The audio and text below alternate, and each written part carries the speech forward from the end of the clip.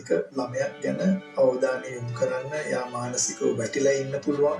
යාට මේ තත්ත්වය තේරුම් කරලා දෙන්න, ඉස්සර කාපු දේවල් ටික නැති වෙන්න පුළුවන්, ඉස්සර සෙල්ලම් කරපු විදිය නැති වෙන්න පුළුවන්.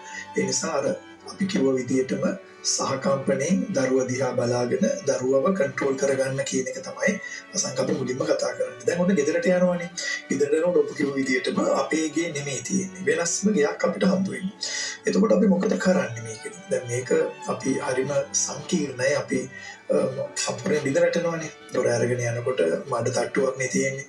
ඊට පස්සේ අපි දැන් මේ අදත් මට ගොඩ දෙනෙක් කියලා දුන්නා අපේ ගෙදර මෙහෙම වුණා කියලා. ඉතින් මම එකපාරටම සහකම්පණේ මටත් එහෙම වුණානේ කියලා.